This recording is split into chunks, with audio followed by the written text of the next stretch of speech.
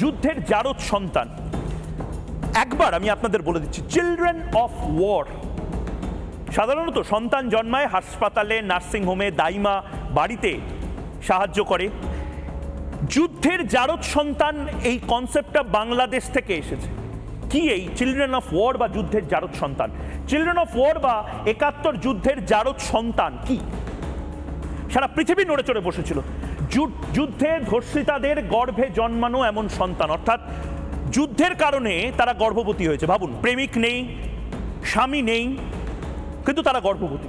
যুদ্ধে ধর্ষিতাদের গর্ভে জন্মানো, পাকিস্তান সৈন্য ও রাজাকারদের দ্বারা ধর্ষিত মেয়েদের গর্ভে জন্মানো সন্তানদের বলা হয় যুদ্ধের জারদ সন্তান।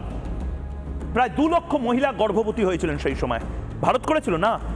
ভারত এই নোংরামিগুলো কোনোদিন পাকিস্তান, বাংলাদেশ, নেপাল, ভুটান, মিয়ানমার কারোর সাথে করেনি।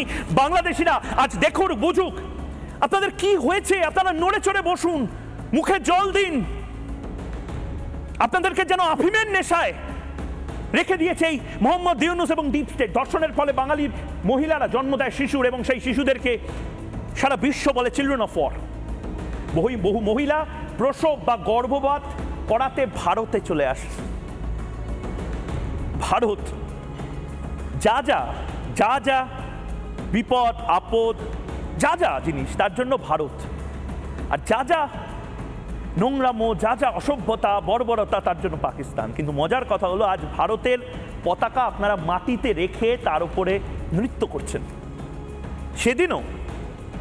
সেদিনও ভারত আপনাদের সাহায্য করেছিল, আজও ভারত আপনাদের সাহায্য করছে। চিকিৎসা, জল, সমস্ত কিছুতে আপনাদের সাহায্য করছে। কিন্তু তারপরেও আপনারা ভারতকে যেন লাগাতার চেষ্টা করছেন একের পর এক অপদস্থ করার, ভয়ঙ্করভাবে ভারতকে বিপদে ফেলার। সেদিনের ছবি দেখবেন, 30-70 দেখাবো। সেদিন পাকিস্তান এত বড় বড় লেকচার মারছে, মোহাম্মদ ইউনূস যে পাকিস্তান এবং ডিপ স্টেটের দমে। মোহাম্মদ ইউনূস কিন্তু, বিশ্বাস করুন বাংলাদেশিদের বলছি, মোহাম্মদ ইউনূস আসলে ময়ূককে ভয় পাচ্ছে, কারণ ময়ূক সত্যি কথাগুলো বলে দিচ্ছে। মিনমিনে মিডিয়া ময়ূককে ভয় পাচ্ছে। মিনমিনে মিডিয়া এই কথাগুলো আপনাদেরকে বলবে না, এবং বলবে না বলেই তারা ময়ূককে ভয় পাচ্ছে। সারেন্ডার করার যে ছবি, ভালো করে দেখুন।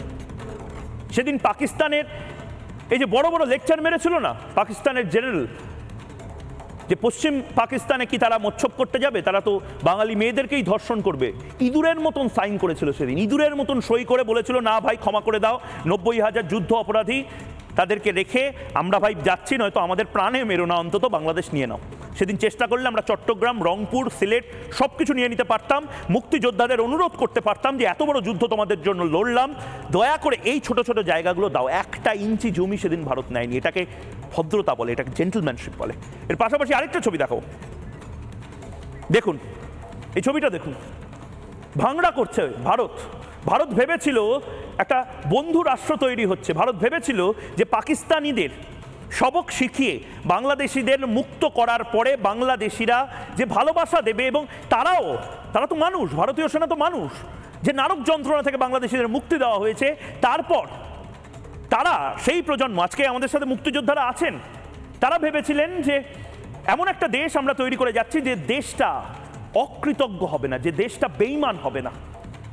আমি এখনো বিশ্বাস করি বাংলাদেশের বেশিরভাগ মানুষ বেঈমান নন, বাংলাদেশের বেশিরভাগ মানুষ অকৃতজ্ঞ নন। কিন্তু এই মোহাম্মদ ইউনূস, এই স্পাইনলেস মোহাম্মদ ইউনূস একটা আফিমের নেশার মধ্যে গোটা বাংলাদেশকে রেখে দিয়েছেন। বেরিয়ে আসুন, আমি বলছি বেরিয়ে আসুন, আমি সাহায্য করব আপনাকে, সাইকোলজিক্যাল এবং যে লজিস্টিক্যাল সাপোর্ট দেওয়ার আমি দেব। কিন্তু এই মুহূর্তে বাংলাদেশকে বেরিয়ে আসতে হবে এই মাইন্ডসেট থেকে।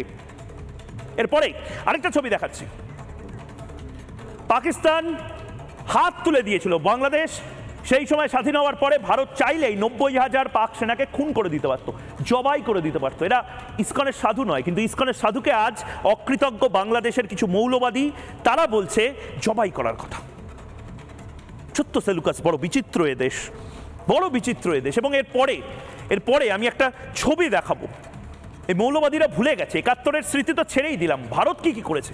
আমি একটা ছবি দেখাবো যেখানে একটা কনসার্ট বা একটা ফাংশন, রবি শঙ্কর এবং একের পর এক আন্তর্জাতিক শিল্পী বিটলসের, তারা বাংলাদেশের জন্য সারা পৃথিবীতে কনসার্ট করে টাকা তুলেছিল। এই ইসকনকে আজকে গালাগালি দেওয়া হচ্ছে না? প্রায় 20 কোটি টাকা ইসকন তুলে দিয়েছিল। লতা মঙ্গেশকর তিনি 5,000-6,000 টাকা সেই সময় 71 সালে জাস্ট দিয়ে দিয়েছিলেন, গান করেছিলেন ফ্রিতে।